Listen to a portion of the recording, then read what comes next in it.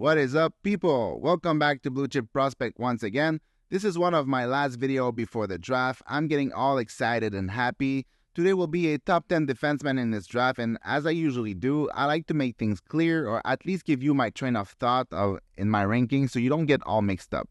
In this top 10, I might have some defensemen higher than defensemen I had ranked higher in my first round ranking. The reason for that is that this is my projection of who will be the best defenseman in this class and not who I would draft first. Some comes with uncertainties and risk, while others have a very safe projection, so I balance the risk-reward ratio differently in my top 10 than I do in my actual first-round ranking. Anyway, without further ado, let's get this started right away. First thing first, I still want to take the time to mention some defensemen who should have been in this ranking but couldn't survive the cut because there's just so many places in the top 10, right? But any other day of the week, any of Hunter Brustewicz or Maxim Sturbach or Aram Minishin, or however you say that, and a personal favorite of mine, Theo Lenstein, would be included in my top 10. None of my rankings are really like set in stone. They're all very fluid. I pretty much actually reorganize them on a weekly basis. I get a little crazy sometimes, but the line is so thin between some of them that I can be swayed one way or another like all the time. Alright, so at number 10, I have Tanner Molendyk. Molendyk had a very decent season with 37 points and in 67 games in the WHL with the Saskatoon Blades. If you watch any games that he was part of, whether it was in the season or in the playoff or even at the Itlinka Gretzky, if you saw a player buzzing around the ice or skate circles around player or evade pressure like it's nothing, it was Molendyk. He's one of the very best skaters in this draft, and by very best, I don't mean like he's a top 10. I mean he's at the very top of this class. Still behind Moore in my opinion, but I wouldn't argue with anyone saying that he's up there with Moore. Molendyk, unsurprisingly, is very good at transitioning the puck up ice. He can skate it out with ease. He can skate from blue line to blue line with ease. He can gain the offensive zone with ease. Once he crosses the offensive blue line, he retreats into a support role more than anything else. He can pivot the play from one side to another, opening passing lane with quick cuts and a couple crossover at the blue line, but I wouldn't expect much more than that. He did show some flashes of good playmaking, but it was too few and far apart in my opinion to really be an element of his game. Not that it's impossible, but I wouldn't expect him to become a playmaker or a shooter from the blue line. Even if he has the skating for it, I don't think he has the sense to create from the blue line. But even if Molendyk isn't the biggest, standing at 5'11", he's a very good defender overall. He can close the gap in the blink of an eye. He can take the middle, give the board, and pivot on you in the blink of an eye. He can retrieve a puck, sell going up board, and change direction in the blink of an eye. As you can understand, he can do a lot of things in the blink of an eye. He also plays a pretty physical game. He's not afraid to battle for body positioning or box out player. He has some very good habits. Because of his skating and how he uses it, I'm sure he will play in the NHL. I'm just not sold if it's going to be in the top 4 role, given the size, the hockey sense, and the offense. I think he becomes a better skating, maybe more physical Jordan Harris or something around that. And at number 9, I have Beau Akey. Akey had a very good season in the OHL. He produced 47 points in 67 games, and I think he would have put even more points if he wasn't stuck behind Clark when he came back to the OHL after a stint in the NHL, the AHL, and the World Juniors. Akey is another very good skating defenseman, not to the same extent to Molendyk, but still it's very good. One of the reasons I have him higher than Molendyk today is because I believe he has a better offensive game while having some of the same strength defensively as Molendyk.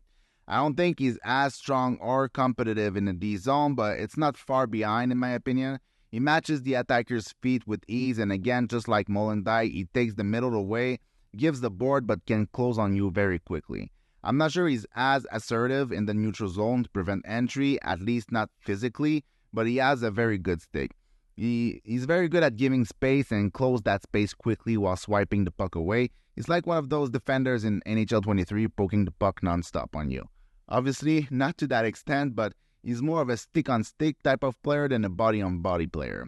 In the offensive zone, he brings same deceptive skating that he uses in puck retrievals, lots of little fakes here and there to send defenders the wrong way and open shooting corridor or passing lanes. I think his offensive sense is pretty high and he has the physical tools to succeed in the offensive part of the game. Overall, I think there's a good two-way defender in the making with Beau Akey, and I'm excited to see what he'll do next year as the go-to guy all season. Even without any wow factor in his game, Bonk had a very good season with the London Knights, scoring 40 points in 67 games. I watched a lot of Oliver Bonk this season, and some nights I was high on him, and some nights I wasn't so high. It wasn't due to his game though, he's been very consistent, at least in my viewings, but more because the projection is safe, but he's missing some wow in his game, and not even wow, but something that stands out. With Bonk, you're getting at the minimum a 6'2" third pair defenseman who can shut down his own zone. So right there, that's something valuable. You know it'll give you this. Can it give you something more? We'll see how it goes. Like I said earlier, these rankings are fluid to a certain extent. Someday I would have Molendyk and Akey higher than Bonk, but today is not that day. Most of what Bonk brings to the table will be on the defensive side of the game. He's not an overly physical player or an even aggressive body-on-body defender, but he's very consistent at killing the plays before they reach his blue line. He also defends the center of his zone very well. He doesn't let players gain the middle of the ice unless they're too shifty for him, obviously, but anyway, he's good at boxing out players. He's a good skater for his size, which he uses abundantly in defense to close on players in the neutral zone and force them to go to plan B, and also uses to retrieve the puck and move the play forward effectively. He doesn't have deceptive skating in my opinion, but I also didn't really see him get caught by fast and aggressive forecheckers. If he can't evade, he simply spin away, use his body and length as a barrier to shield the puck from the forecheckers. In the offensive zone, he's a good passer and can put the puck on net with a good wrister and a low kickback slap shot. He anticipates the play very well. He knows when to move in, but he's more on the cautious side and will get some distance in the neutral zone in case of a breakout when there's battles on the board or when it's unclear who's going to get body positioning on the puck. Overall, a safe bet, but a good safe bet. Those players are important on teams, and teams are willing to pay a very high price to acquire them. Look at Toronto with Jake McCabe at the deadline. They paid like a first and a second, I think, so they definitely value this defensive steadiness. And at number 7, I have a completely different type of defenseman. I have Etienne Morin. When we look at the stats, he had an amazing season with 72 points in 67 games and scoring 21 goals. That's the most goal by a defenseman in the Q, all ages included. Obviously, when we look at those numbers, it's evident that he has a great shot, right? I don't think I have to convince anybody of this, but it's also the way he uses it. Morin isn't the most mobile defenseman, but he has some great elusiveness to his skating and his overall behavior in the offensive zone. He often looks like he's half a second away from releasing a shot. It's like there's always some weight on his stick, giving the impression he's going to shoot it, but then he passes it to a teammate or delays that an extra second and wait for his covering player to commit and get down on one knee or move his stick one way to release a powerful wrister. That's by far the best part of his game. He's a good passer and a great shooter and will leverage his shot to open passing lanes and vice versa. The defensive part of his game is a work in progress and is more limited by his skating than his commitment. It's not like Jérémy Poirier a couple years back where it was both at the same time. Morin wants to defend and actually have some compete to his game, but given his offensive tendencies, he's often late. He also has problem matching speed and controlling the space with better shiftier player, which will be a problem at the NHL since every player is a better shiftier player, right? He's got a good stick, but sometimes overextend his body, often trying to catch up, which put him in even more trouble. It's a problem now, but I'm confident he will clean it up. He's a very skilled player and seems like an intelligent player also. He's definitely a development project. There's work to do to clean up his defense and work on his skating, but there's definitely a future top 4 player in him with power play time if he can make it happen. At number 6, I have Mikhail Gulyayev. From this point on, I have talked about every single defenseman left on this list in my first round ranking videos. The only thing that I can say to try to improve my retention stats on YouTube is that some of them may or may not have changed position due to the difference in how I work from a top 10 video to an actual first round ranking. That's intriguing, right? You want to keep watching, huh? Yeah, okay. Is it a good time to ask for a like and subscribe at the same time? I think so. So like and subscribe, please. Thanks. All right, so out of every defenseman in the draft, Gulyayev has the most offensive potential in my opinion, but there's work to do even for the offense.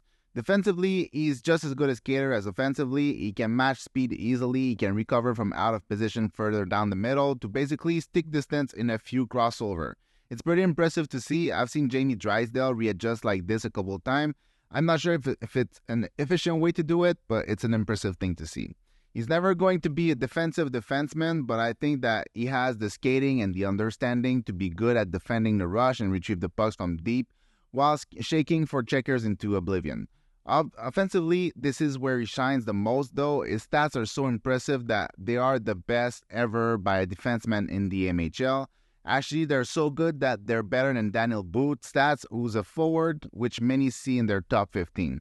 So yeah, he's pretty good. You will need to work on being more mobile on the blue line and activating more up and down the zone. I would also like to see him working on taking more of the space available to him. He has the handling, he has the passing, he has the elusiveness to get closer to the defender and be even more of a threat. There's a future exciting player in Gulyayev, but there's a good amount of work to do, and he's also on the smaller side, standing at 5'10", so I think he might slip in the second round when you add the fact that he's from Russia. Not that it changes anything for me, but team seems to be scared of it. I mean, Europe fell to 24 last season, so that's a pretty good example of it. At number 5, I have Axel Sandin Pellikka. I am not his biggest fan, but I do recognize the numbers he put up in the J20, the SHL, and the recent U18s. Pellikka is an offensively tilted defenseman that has a decently well-rounded game. Offensively, he's creative and skilled. He can use his very good forward mobility to create passing lanes and shooting lanes. He's very active up and down, left and right on the blue line, breaking down the defense layers, and he has the skills to make high-danger passes. The question mark is not on his offense. He has the sense and the skills to project as a power play quarterback. He will need to work to be more elusive and manipulative on the blue line, but he showed he could do that at the U18s, which was the best of Sandin Pellikka all season in my opinion. Where I have a question marks is on his rush defense and in-zone defense. Even if he's a good defensive skater, I think he has issues with timing and anticipation. He's often completely out blocking the middle but 2 or 3 sticks length away from the attacker. He doesn't seem to defend with the right angle. He also waits too much before pivoting on the attacker. He gives too much space and he gets outmatched once he decides it's time to close the gap. Like I said, I'm not the biggest fan of his defense. I think it needs major work, but I think that he can bring so much in transition, rush offense, and zone offense that he will be an NHL defender. Can he work on his defense enough to do that in a top 4 role with power play time, or is he more of a sheltered power play specialist? That's the question I have. I tend to think that he has the necessary skills and sense to make it happen, but I wouldn't put him in my top 10 like many others are doing, but again, I might look like a fool in a couple years.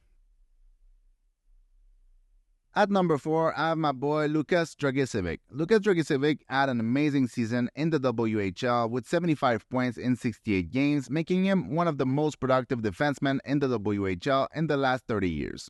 Dragicevic is one of the defensemen that grew the most on me throughout the year.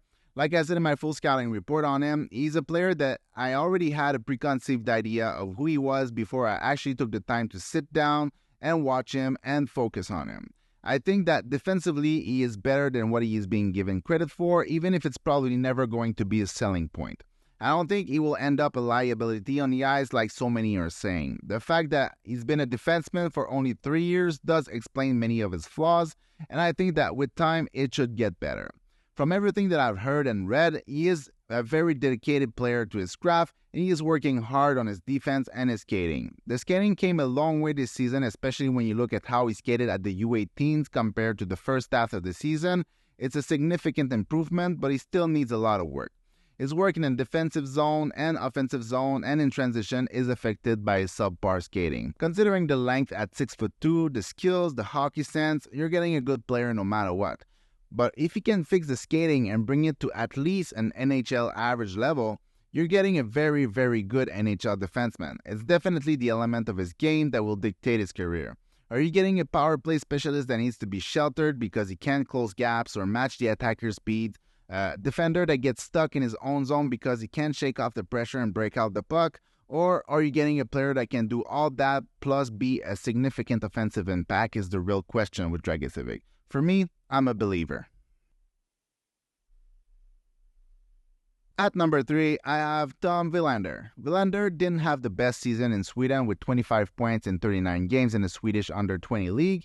For comparison, Sandin Pellikka had 36 points in 31 games in the same league. So yeah, the offensive output is significantly lower, but that's not really what Willander's game is all about. You're not picking him to be your first power play quarterback. Willander is a 6'1", 6'2" defenseman that defends at a very high level and can skate like the wind. Not only defends at a high level, he does it aggressively and with physicality. It's not like Gulyayev in his draft year where he closed on people so aggressively and hit people to knock them out their skate, but I like to think that he's the softer righty version of Gulyayev. Willander doesn't give the blue line, he controls his gaps and angles really well, defending the rush. In zone, he blocks the middle, bucks out the players, and have an active stick blocking passing lanes. In other words, his defensive game is very, very projectable, but defensive defensemen rarely skate like he does. One of the reasons why I think there's more. Willander can break the puck out effectively, skating it out or by the pass. Offensively, he will almost always go for the simple play or put the puck on the net to create rebounds. From what I've seen, he has not really explored his offensive side this season, trying to be efficient and do what he does best even better. I would not be surprised if he started trying more things next year in the NCAA. I don't know if the sense is the limiting factor, but the puck skills are good enough and the skating is definitely more than good enough for him to explore his playmaking skills. Maybe Lane Hudson can give him a trick or two, but man, what a pair that could be. Willander and Lane Hudson seems like a perfect fit. At number 2, I have, surprise, David Reinbacher. Reinbacher had a very good season in the Swiss League with 22 points in 46 games. For people not aware of it, the Swiss League is one of the best European league, probably not on par with the SHL, but I think he can compete with any other league. Reinbacher has a lot going for him. He's not particularly elite at anything, but he's over average in many areas and close to high-end and compete. When I watch Reinbacher, I think of Matthias Ekholm, a defenseman that's very effective at breaking the puck out, defending the rush, defending in zone or close to the net.